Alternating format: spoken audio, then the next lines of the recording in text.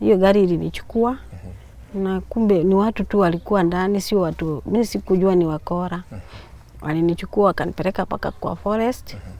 Ndio wakanirepu hapo, wakanitupa hapo. Nile tunavumilia, mimi Mungu anisaidie. Haki kazi yangu. Angenisaidia hata mtoto mmoja. Nilibu hata hii yangu. Ajali. Pole. Najua huyo roho wa Kisii najua sio mbaya. Atanishughulikia Mungu akimguza.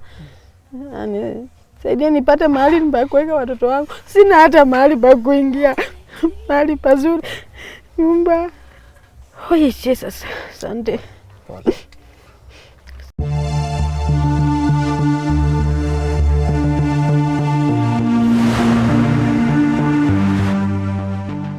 Hello Tuko family, how are you doing?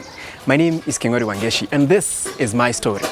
Now in this week's episode of my story, we feature Robina Kerubo, who lives here in the heart of Kayole, a place called Mabatini. We'll get to hear her struggles through her life. And she lives here, a place called Mabatini, because they live in corrugated iron sheet houses, like this one. But before we hear her story, if you've not subscribed, kindly subscribe. And if you have subscribed, you may join our YouTube membership through the description below this video. But for now, let's get to hear Robina's story.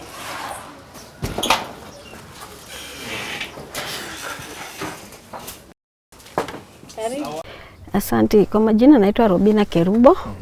Natoka sehemu ya Kisii. Mimi ni mkazi wa Nairobi. Nimekaa Nairobi siwezi hesabu miaka. Nimekaa Nairobi. Na niko na watoto 5 ambao nimewazaa. Na sina bwana, ni mimi tu. Ninategemea, ni watoto tu wananitegemea mimi. Baba watoto wako wapi? Sijawahi olewa. Naweza sema hivyo kwa sababu ni watu tu, naweza patana na mtu tu anitumie na niache. Sijawahi pata bwana ambaye ako serious anaweza nikaa na mimi. Yeah. Sasa ulituita kwa sababu ya ulituambia kuna wanaume wamekudhulumu kimapenzi. Hebu tueleze hapo na haujapata haki. Okay, asante. Kutoka tangu nitoke nyumbani, nilikuwa nyumbani kitambo. Nilikuwa naishi Kisii. Nilikuwa nafanya kazi ya hoteli. Mahali inaitwa Kawanji's Hotel hapo town. Na nilikuwa naishi Tuneka. Nikienda town, Kisii town. Sasa wakati nilikuwa naenda kazi, mimi nilisimamisha gari ili angalau niende nifike haraka. Hiyo gari ilinichukua na kumbe ni watu tu walikuwa ndani, sio watu, mimi sikujua ni wakora. Walinichukua wakanipeleka paka kwa forest. Ndio wakanirepu hapo, wakanitupa hapo. Nikabaki tu hapo. Sasa mimi kutoka huku ni usiku, lakini nilienda katembea tu polepole nikaenda hadi OC. Yenyewe hiyo siku nilienda paka hospitali nikaelezea. Lakini unajua kitambo sasa hawakuwa wanachukuanga chukumu. Wanakutibu tu, wanakuambia endo nyumbani. Yeah. Sasa hapa Nairobi pia nimepitia changamoto. Hizo. Hiyo tu nikipatana na mwanaume, sio mwanaume ambaye tunaweza kaa na yeye. Tunakaa na yeye masiku tu kama ni miezi, ananiacha, anaenda. Sasa wakati nilikuwa natoka hapa nikienda kutafuta kazi, nilikuwa natembea ni usiku, na mkangama usiku tukitembea, tukienda huko Yana. Huko nitwaje hiyo factory huko tulikuwa tunajenga. Huko Mombasa Road. Sasa tulikuwa tunaenda huko.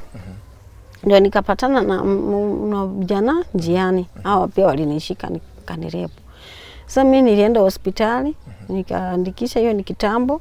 Uzuri hiyo pia niliandikisha hospitali yenyewe. Na polisi pia nilienda. Lakini sasa unajua hawajawahi nishughulikia, na unajua hata hii tena ya juzi hapa nikiishi Komoroko. Nilikuwa nimeenda nyumbani matanga ya kijana wangu, kurudi nikapata nyumba yangu imeharibiwa, imetolewa mabati na mwenyewe ametoa ameweka chini ati anapaka rangi. Hiyo siku mvua ilinyesha ikaharibu vitu zote kwa nyumba kama zikaoza. Sasa wakati niliwauliza wakaniambia uliachia nani? Nikaenda polisi nikaripoti. Nikaenda kwa chief. Chief naye najua ni pesa. Sikuwa na pesa, sikuwa na chochote, lakini nilikuwa nafanya kwa shule. Na hiyo wakati corona ilikuwa, shule hazikuwa zimefunguliwa. Nikaelezea mwenye nyumba, sasa ni nini mbaya mlinifanyia hivi? Ni pesa ama ni kukosa kuwalipa ama ni hata hatutaki pesa yako? Sisi tunataka tuame na ujue uliwaachia nani vitu. Hivyo ndio walinijibu. Nikaenda nikawaripoti. Sasa kesi iko kotini. Na kurudi niende nichague vitu yenye iko yenye za maana ama zenye ziko zenye zibaya. Nikarudi nikapata hakuna hizo vitu. Nikawauliza wakaniambia usituulize. Nikaona wananijibu ni kama wanataka kunipiga. Nikaona hapana, nikikaa hapa na nasikianga huyu mwanaume ni mbaya na aitwa ni Mungiki. Hata majirani niliwaambia tuende hakimu muongee, mkwe wa saidi wangu huko kwa chief. Mnajua vile naishi na hizi vitu zangu. Alisema si tunawaogopa hawa watu. Sio wazuri. Nikaambia ni sawa. Aya, nikatoka. Sasa kwenda kotini, sasa kesi iendelee. Before kotini nilikuwa naishi pale juu. Kuna mahali nilikuwa naishi. Na kuna mmoja wao aliniona. Wenye walitoa vitu zangu zenye vile nilielezewa, wenye walitoa vitu zangu za nyumba. Ni wanaishi hapo. Sasa hiyo ni Komarok. Yeah. Sasa sio Komarok. Nilikuwa hapo karibu na kanisani. Kanisa Katoliki hapo chini. Sasa wakati nilikuwa natoka tena nikienda kibarua, nilipatana na watu usiku. Hiyo ilikuwa saa 12, inaelekea kuwa saa 11:02 asubuhi. Sio pia wakanishika. Unajua walinifika wakanifunika. Kunifunika wakanibeba, wakanipeleka kwa mahali kuna nyumba iko vacant yenye inajengwa haijaisha. Ndio walinidurumu wakaniambia, wakaninyang'anya simu nilikuwa nayo. Ati nilipiga picha. Nilipiga picha hizo vitu zangu za wakaninyang'anya simu, wakaninyang'anya pesa, wakaniambia sisi hatutaki kukuua. Tumetuma uachane na hiyo kesi. Na kama utawachana tutakumaliza. Nikasema chameni, nikaenda nikaripoti. Nilienda yenyewe nikaripoti. Huyo mwanaume alipigiwa simu. Huyo mwenye ploti. Naambiwa huyo sasa huyo ni wakati nienda polisi huyo madam akampigia. Wakati hiyo siku nikarudi kwa madam. Madam akaniambia nimpigie simu akasema mtamalizana na atakulipa. Hivyo nikamuuliza madam, mimi nilikuwa mgonjwa. Nimekuwa mgonjwa sana kwa muda. Nilikuwa sitoki hata kwa nyumba. Ndio nikaenda madam akaniuliza ulikuwa umeenda wapi? Nikamwambia mimi nilikuwa mgonjwa na sikuwa hata na uwezo wa kupeleka kwenda hospitali. Lakini Mungu ameniponya. Sasa kuna wakati nilishikwa yenyewe niko serious hata siwezi inama, siwezi tembea hii mgongo. Na huko chini kuna vile walinidurumu. Sasa saa zingine napitisha makojo. Siwezi sikojoa vizuri yani. Ndio lazima niongee tu, siwezi ficha. Lazima niweke kitambala juu. Saa zingine siwezi kujisuia. Nikaenda nikaambia father niko mgonjwa. Father akaniambia enda kwa sister town. Si hapa nilijaribu kuenda wakaniambia sisi nienda hospitali. Nasema kama sina inaitwaje NHF hatuwezi kukutibu. Mimi nikaenda town nikaongea na father ule wa inaitwa ile kanisa ya Katoliki inaitwa Holy Pacific Basilica. Yeah. Father akaniambia enda kwa sister. Nikaenda nikaongea na sister. Sister akanipea barua. Akaniambia nitakutuma mahali inaitwa St. Mary's. St. Mary's kuna hospitali. Huko St. Mary's ndio wamenisaidia kidogo. Wamekutibu? Wamenitibu lakini walisema kuna vile ninatakikana nirudi. Sister alikataa. Sister vile alikataa akasema hatuwezi kukusaidia kila wakati, tumekusaidia kutosha. Sasa wewe rudi kwa kanisa yako huko Kayole Diopa. Nilijaribu kurudi, nikaambia Father Tony hayuko, yeye ndiye anajua story yangu. Father Justus akaniambia mama hapa atusaidii mtu. Na hospitali tumeacha kupeana barua ya hospitali. Na hata chakula pia tumeacha, hawanipei. Siku moja tu Father alinipea unga, hata ndio imeisha. Alinipatia unga na sukari kidogo, ilikuwa nusu. Na hiyo sasa Pata nikamwambia juu nilikuwa nafanyanga huko kazi kitambo kutoka 2012 nilikuwa nafanya kazi ya usafi, kuosha choo ya church. Nilikuwa napeleka mtoto wangu shule huko Camelville mdogo, ako size 6, 7 I think so. Nilikuwa nampeleka Camelville kwa my sister, anasomea huko na mimi naenda mchukua saa 9 juu ya niende kibarua. Sasa nilipata ajali kwa Daboremu. Nilikuwa napanda, Daboremu ikageuka speed. Hiyo kona ya Chakara, I think mnajua Chakaranda. Hiyo raunda ya Chakaranda. Sasa ikaround ya raka ikageuka raka ikikimbia mbio. Nilianguka, nikakatika hii mguu. Kukatika ikakata, yani ikakujeruhi. Nilikuwa napanda, kumbe naona pale kwa hiyo kifuniko kutoka kwa mlango ukiingia kwa hiyo gari, sikuna nini hivi imefunikwa. Kumbe mabati imefunikwa hivi. Hiyo mabati ijafunikwa, ilikuwa imefunikwa vizuri. Kumbe hapo ndio kuna engine. Nilitereza bila nilienda mbio kwa hiyo kona, nikatereza nikaingia ndani. Bila niliingia ndani nikakatika mguu. Nikalia hapo, ukasema ati wewe mama baada hata hujaumia kitu wewe. Amka wewe. Wakanipeleka hapo mama Rusi, wakaniacha, lakini gari ilisuiwa. Haikutoka. Bila nilienda hapo nikawekwa kwa chair, nikaanza kutembezwa, ndio hiyo mguu ikaanza kuleta shida mpaka wa leo. Nikaenda wakanitibu. Akaenda wakatoa pesa ndio ya kutibiwa, lakini hawakununulia kitu ya kutembelea. Akaenda wakaambia polisi tutatoka na huyu mama tuende tutamalizana na yeye huko kwa ofisi ya Daboremu. Tukaenda kwa Daboremu. Kufika huko kumbe ile pesa ya hospitali ndio wakaniambia mami, si tumemalizana?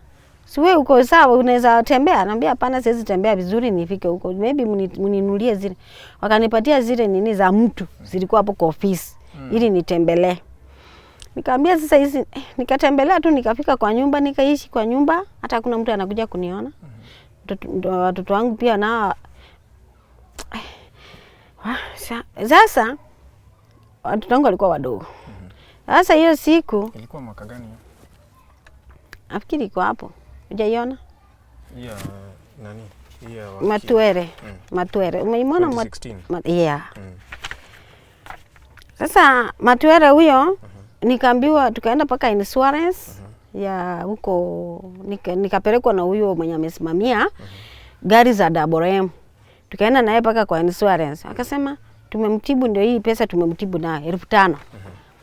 Mimi wakaniambia sasa tutakuja na roya wako kwa insurance, tuende na roya insurance ili awaone kama asikulipwa. Juu hao wanasema walinimalizia ati 1500, ati walinimalizia. Mimi nikaambia roya wangu tuende, roya akasema nitakupea mtu muende na yeye. Tangu hiyo wakati paka wa leo. Na sasa hii barua nimeshika hapa. Inazungumza kuhusu kudhulumiwa tena kimapenzi mwezi wa 3 mwaka huu. Ndio hiyo huyu alikuwa mjirani, alikuwa anaishi huko. Mimi alikuja tu pole hapa kwa nyumba. Hakuna mtu alikuwa kwa hii plot. Hakuwa na mtu. Akuja tu akanifanyia mambo, lakini waliama. Na sijui kwenye walienda. Naona ulienda na marusi. Hii ni P3. Yeah. Juu ni kama walisikia nimeenda kwa report. Ndio maana wakama. Maybe wameenda makwao. Sasa huwezi jua nyumbani kwao ni Muluya. Yeah. Jirani wako? Imagine. Jirani? Ni jirani. Jirani lakini aliyuko. Aliyama. Juu wakati nimwambia mimi sitakubaliana kwa sababu umekuja umenishika na umeninyonga. Juu ni kama ulikuwa unataka kuniua. Naenda polisi. Hivyo ndio nilimwambia hivyo. Sikumficha. Ulikuwa umenieleza kwamba pia ulidhulumiwa pamoja na mtoto. Wakati wa ile 2007, ndio nilisema. Hiyo 2007 tulikuwa tunaishi huko chini. Huko Kioi. Huko Kioi kuna wakati watu walikuja walikuwa wanafamia watu kwa manyumba. Pia mimi nilifamiwa na watoto. Ni kitambo lakini hawakutuua. Ndio tu walitufanyia maajabu wakatoa wakaenda. Watoto wakiona? Hata watoto si niliandikisha. Pole mami. Niliandikisha hata watoto pia. Niandikisha. Sasa mimi nimepitia. Sasa mimi nikihesabu naona kama hiyo ni mara 4. Nimepitia. Ni vile tu ni Mungu. Mungu ndiye hajakubali nikufe. Mimi hata popote ninaenda, ninachukiwa mbaya, nadharauliwa. Hata nikienda kuuliza kazi, watu wananiona sio mtu wa maana nafaa kuja kuuliza kazi hapa. Nilienda kuuliza father kazi. Unaona nimesomea catering. Umeona? Kwenda kuuliza father kazi, ananiambia wewe Kenya nitakupatia, enda pale kwa jikoni, usaidie kwa kazi, upewe chakula ukule. Hiyo tu. Unafanyia tumbo. Nikule na watoto sijui ndawapea nini. Uko na watoto wangapi wenye mnaishi na wao?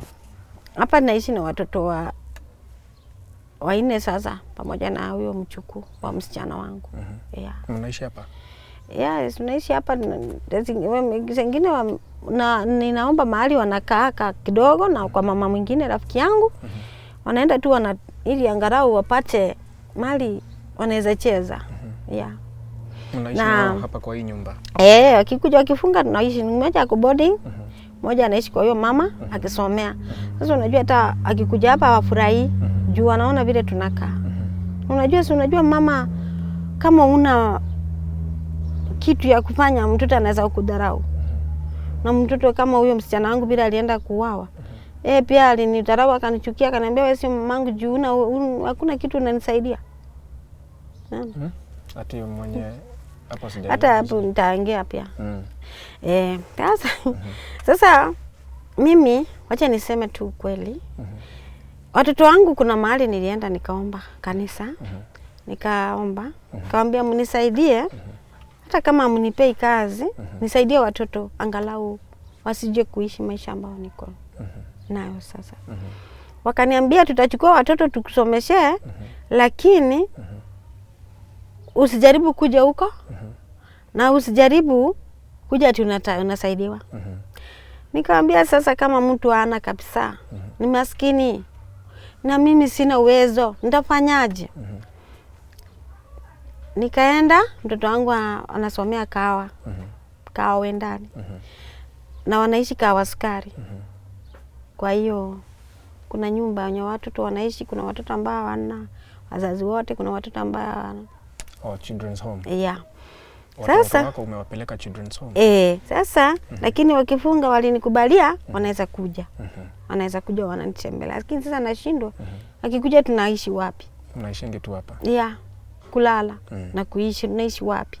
Ndio hiyo nasema wacha wakae Mungu naye afanye kazi yake pale. Alafu make sure nilienda yenyewe kwa shule hii ya Amali walikuwa wanasoma wanikatazi nisiende. Na huko kuona pia huyo mama anaishi nao wanikatazi kuenda kuona. Sasa vile nilifanya chukumu mtoto wangu bila alifanya 8. Mimi mwenyewe ndio nilifanya juu chini nikaenda nikatafuta ka sponsor. Bila nilitafuta ka sponsor. Nikapeleka mtoto wangu Utatuonyesha baadaye. Yeah, nikampeleka mtoto wangu shule. Kapata sponsor ya 10,000. Ndio akubaliwa ingie.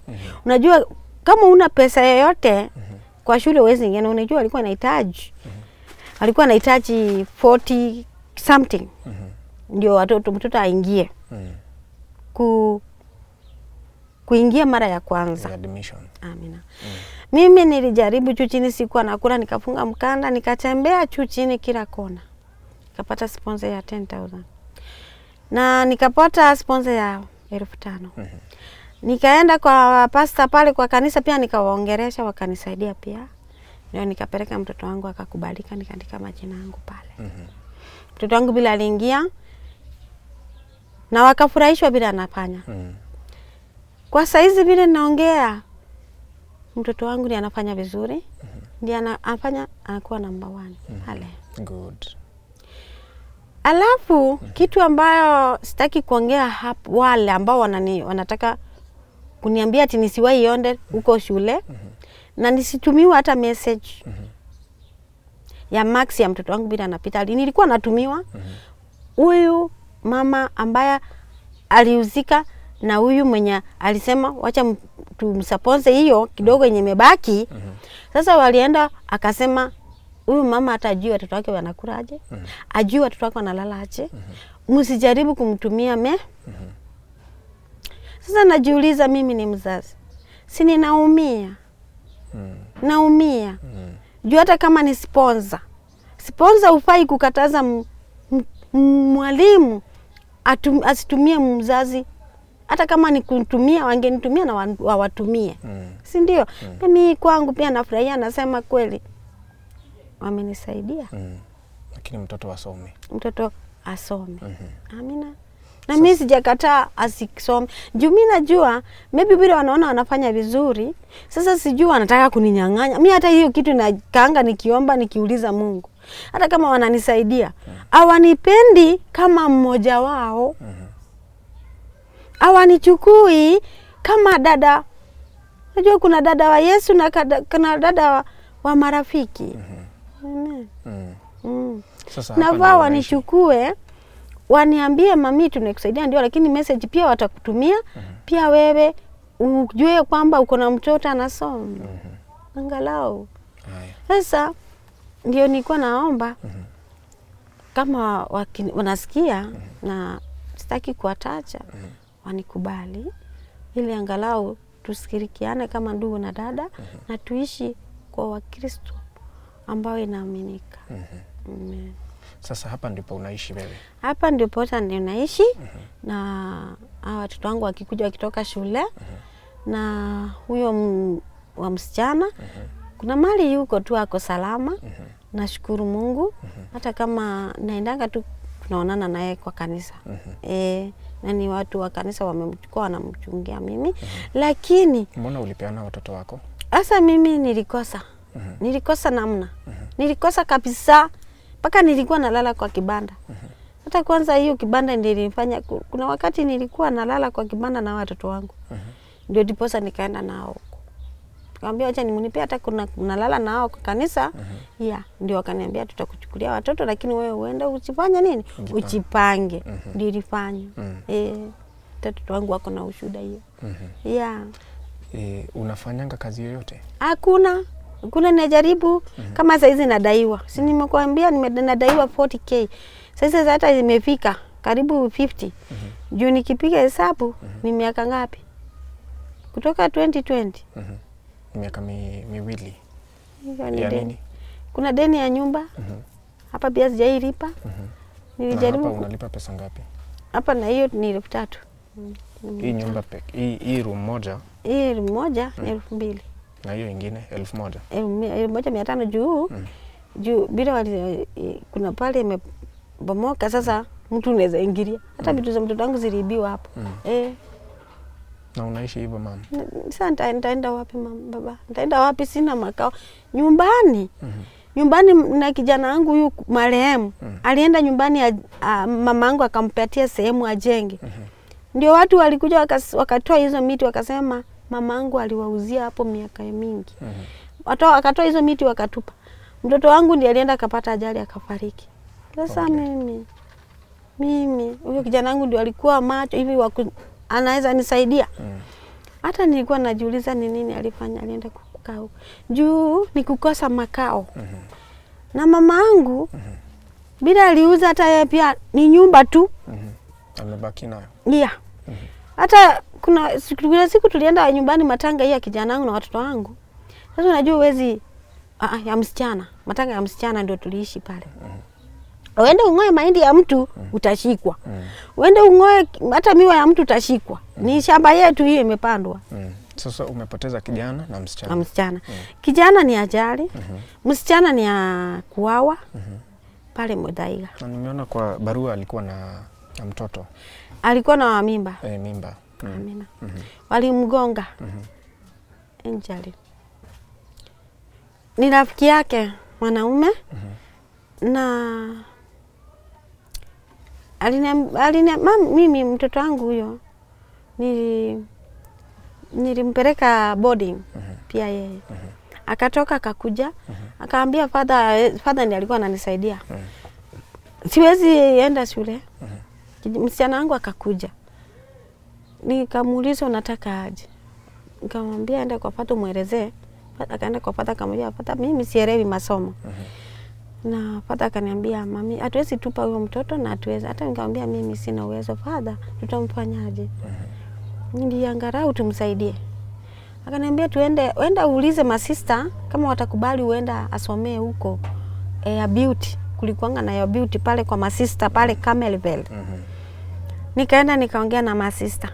Masista nao wakanikubalia. Juu kama hujasoma ufike form 4 huwezi kubalika. Nikaenda wakanikubalia. Tukamsomesa mpaka akamaliza ya beauty. Sasa alikuwa amefungua kwa kasaruni kake. Alikuwa anafanya. Sasa ni kama wakati hiyo siku aliniwachia katoto umekaona hapo. Bila aliniachia katoto akaniambia mam nimeitwa mahali kwenda kushuka nywele. Mtu ameniita niende ni. So alikuwa na mtoto? Alikuwa na mtoto already. Na mtoto wako. Niko na yeye. Ndio maana nimekwambia kumuita akaenda kwao, ndio akaenda kumuua kwao. Pole. Sasa kumuua kwao ndio wakanipigia huyo mwanaume huyo mwenye urafiki yake. Ndio alinipigia simu akaniambia msichana wako ako mochari. Sasa nikajiuliza umeua? Hivyo ndio nilimuuliza. Na hapo ulipata haki? Ulienda kuripoti? Ndio hata nimempigia simu huyo askari. Ni askari. Askari ndiye ako na hiyo kesi. Ananiambia waliongea nao akawaochi. Ati nitashughulikia hiyo kesi mpaka waleo kutoka hiyo miaka. Kwa hivyo kesi zako hakuna hata mmoja imefaulu. Kwa hivyo kesi zako hakuna zenye hakuna zinakamilika. Hakuna hata. Naishi hivi. Hiyo nilituma ipoa. Unajua nimesunguka kweli. Nimesunguka nikaenda sikuwa najua lakini nilienda tu kwa miujiza ya Mungu. Ulizia nikapata. Sasa bila nilipeleka kwa ipoa. Ipoa nao ananiambia amewaambia amepeleka kotini.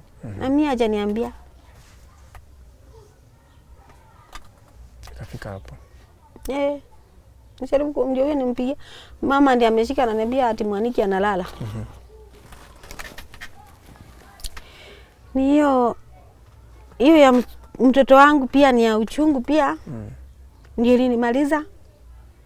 Halafu mimi ninakosa chakula, nakosa kukula saa zingine. Mimi kwa maisha yangu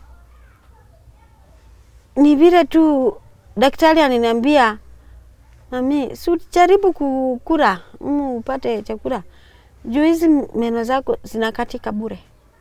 Nilikuwa nikuulize meno ni nini kilifanyika kwa meno? Zilianza tu kukatika kama zina mashimo, kuna zingine ziko na mashimo. Zinakatika. Kidogo. Sasa kuna wakati wazungu walikuja kutibu hapo kanisa Catholic. Mimi sikuwa na pesa. Nikaenda nikamwambia niko na shida ya meno. Daktari akaniangalia akasema hii meno yako tutang'oa tu kwa sababu juu already italeta shida kwa zingine. Ndio wakaning'oa hizi za mbele hizi zote. Kwa hivyo ni daktari aling'oa? Yeah, daktari ndio alining'oa hizi. Na kuna ingine nilipata nayo ajali yenyewe. Niligongwa wakati nilianguka. Niliumia. Lakini zingine zilianza kukatika juu hiyo kukosa vitamin. Kuna vitamin nimekosa kwa mwili. Uko na ugonjwa wowote? Niko na shida ya mwili. Mwili wangu iko mbaya. Mwili yangu siwezi inama. Saizi hata nikinama kusimama ni shida ya mgongo. Hata niko na hiyo x-ray nilipigwa kwa mgongo. Na magoti. Na hii mguu vile niliumia. Sasa daktari ananiambia vile nilipata ajali hiyo mguu kakatika ndio imesababisha nina hizi joints, hii mifupa imekuwa imeleta shida na iko wiki. Hapa nimeze dawa na sina pesa ya kununua. Dawa hata kumeza za kunywa. Fanya hizo mifupa iwe strong. Sina. Nimesoma hapa kwamba uko na pneumonia. Pia niko na pneumonia. Pneumonia pia iko. Kama saa hizi hapa unaweza fikiria ni mimba. Kinidunga. Na nidunga tu unaweza fikiria ni mimba inanidunga. Juu naona mahali ninaishi. Hapa mvua inanyesha. Ikinyesha inanyeshanga ni kama nje. Inanyesha kama nje kabisa. Juu inachotereanga. Maybe niweke kwa nyumba. Kwa nyumba. Pale na hapa. Mahali niweka hii juala. Sasa inaingiza baridi. Ndani. Sasa ikifika usiku maybe nivae nguo mingi na masweta. Ndio nisisikie baridi.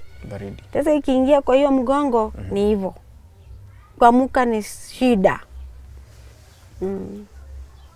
Na unatumia stove kupika?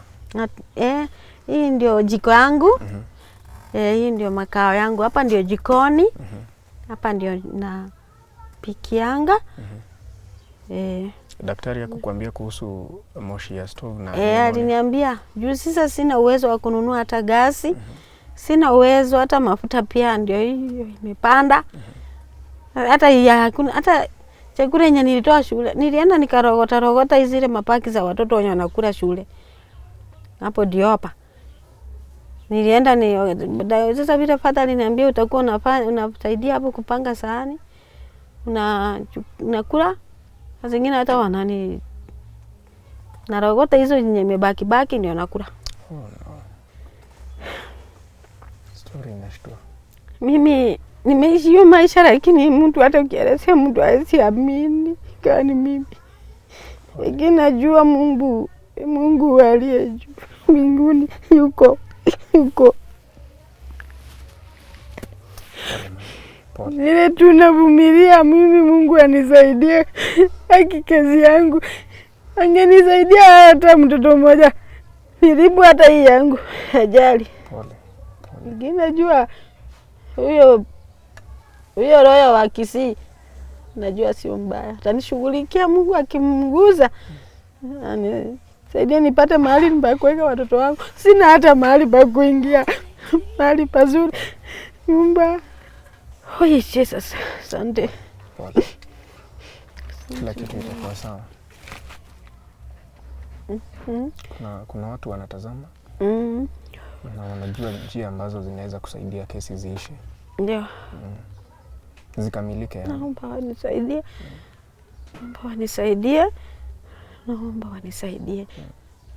Naomba ili hata kama ni serikali kama mahali Uhuru hata kama Uhuru ana president wetu Uhuru anatoka anisaidie tafadhali namuomba anisaidie mali huko hata mtoto wangu anasomea hiyo area yake anisaidie namuomba na Mungu ambariki kama mali huko akisikia tu sauti yangu na akisikia kilio changu yale ambayo nimenena hapa na yale ambayo nimepitia lakini naishi kwa uwepo Mwenyezi Mungu. Mwenye aliyeumba watu wake. Lakini najua atanishindania. Sasa leo kama leo ni Saturday.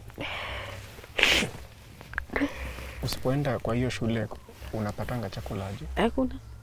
Naishi hivyo. Kusema ukweli ndio hii ni maji nimechemsha hapa nikunywe. Kunywa hata maji afadhali kunywa maji moto kuliko nikae bila. Na hiyo sasa hiyo mafuta nilinunua 50 ya 50 naye haipiki. Nini ifanye chochote mafuta ya 50. Haipiki siku hizi. Mafuta ya 50 tulikuwa tunanunua na aka kachupa kanajaa. Naona hii inajaa. Sasa hizi mafuta ya 50 inafika hapa. Hata tuseme kitu ni 200. Hiyo ni maisha gani? Haya. Na huko mahali watoto wanasapota si ati ni mimi wanasapota kila kitu. Mimi ndio nafanya sasa hii uniform imepasuka. Wananiambia ulete uniform, niende nilipe pesa ya uniform. Na vitabu na tuition. Hebu tuambie zile classes watoto wako. Huyu mwingine ako 7, huyo wako 7 saa hii. Kuna mmoja ako class 7 na kuna mwingine ako form 2. Na mwingine form 2. Na huyo wa msichana ako class 2. Oh, class 2, class 7 na form 2. Yeah. Okay. Yao. Pole sana mami. But kila kitu itakuwa sawa. Amina. Asante. Mungu yuko. Ndio nilikuwa nauliza. Usipoenda hiyo shule kusaidia kuosha vyombo, chakula huo unatoa wapi? Hakuna. Nimesema hakuna. Hata nilijaribu kuenda jana nikamwambia huyo mama mwenye anapeana wa mama wamejiandikisha kupewa chakula ya msaada. Wakaniambia si tulikusaidia hiyo kitambo nilikuwa nasaidiwa na patatoni. Sasa hizi ati walinitoa mradi. Kaambia mwezi saidia hata chakula sina hata unga. Mnisaidia hata unga niende nipike uji. Juu kuna dawa naweza meza inichome kama hii dawa ya penikira. Nilinunua. Nilinunua hii ya sasa aka ndio nilinunua 50. Nikaambia nimeza hata kana ni uji ili angalau nimeze dawa. Wakanikataza kabisa. Na mimi niko na gas tena mingi. Siwezi kula hizi kuna chakula ambazo niliambiwa nisikule na daktari, maragwe, sukuma na vitu ni chakula mingi. Sasa ulikula nini mara ya mwisho, mama? Mimi sasa ndasema nini? Mimi saizi hata sijakula kitu kusema kweli. Ni sijakula. Asubuhi. Nilikuwa nataka sijakula. Tuanzie na lunch ya leo ulikula? Na breakfast asubuhi. Jana ndio nilikula shule. Na hiyo mchere nilibeba sasa ndio hiyo ilikuwa imebaki hapo. Na mapanya vile zimejaa kwa hii nyumba zinatembea juu. Pole.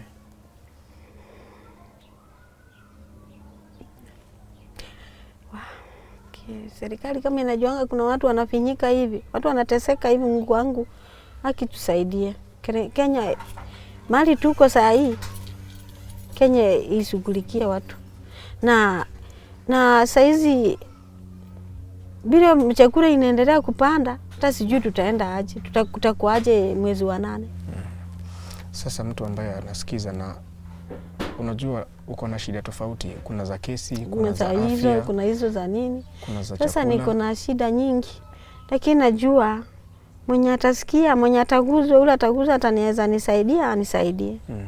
Mwenye atanisaidia, anisaidie, mwenye ameguzwa na Mungu. Mimi siombi ati niombe ati kwa lazima nisaidiwe, hapana. Naomba tu hata kama mahali serikali iko na mahali president wetu yuko. Najua hapato president wetu yuko bado na sisi. Hajaenda. Tunamhitaji. Ili atusaidie. Sasa kama mimi hizo makezi nimepitia. Atusaidie. Na mimi makao niko nayo. Sasa wewe sema kwa maneno yako ile usaidizi ambayo ungetaka. Mimi kwa maisha yangu na kupitia hiyo changamoto yote nimepitia, kwa mateso, kwa unyanyasaji, na durumiwa kimapenzi, na durumiwa kimaisha, na kataliwa. Yani sina makao yenye naweza kaa pia mimi nifurahie na maisha, naishi tu nikiteseka. Nilikuwa naomba wa Kenya na serikali. Nisaidie ili angalau pia mimi niitwe kuwa mtu ambayo akona afya nzuri kwa watu. Hata nikienda mahali popote kwa mtu, nikienda kumzaa ataona mama ni wa maana, ni mama wa heshima. Ni mama ambayo ametoka mahali akona heshima yake. Naomba tu Kenya inisaidie na wa serikali pia waingilie kati. Ili angalau pia watoto wangu wasilemewe pale shule. Naomba tu msaada. Chochote ile mko nayo, mnisaidie. Ambayo ni pia mimi niende pale. Nitambulike kwa shule pia mzazi pia anaweza itajika mahali pale na sina uwezo. Na mimi nataikana Kisii, sina transport ya kufika huko. Hiyo case sina transport kabisa. Na nashindwa vile nitaenda, nataikana tarehe 5 mwezi wa 7. Mwezi wa 7. Mtu akitaka kukufikia atakufikia kwa namba gani ya simu? Namba yangu ni 0712 18 34 65. 0712 18 34 65. Na jina yako ni? Jina yangu ni Robina Kerubo, mkazi wa Kayole hapa Mabatini. Ndio najifunia kuishi. Na hata kama nanyeshewa ninaamka, lakini mgonjwa pia imenilemea. Naomba mnisaidie serikali. Naomba mnisaidie mahali mtaweza. Nitashukuru na Mungu atawabariki. Sawa sawa.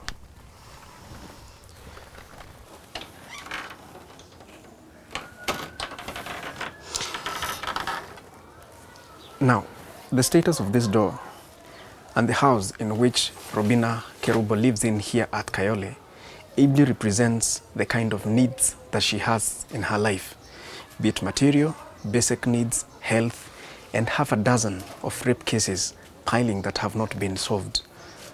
And I pray that as Tuko family will come through for her and change this story, because this is Robina's story.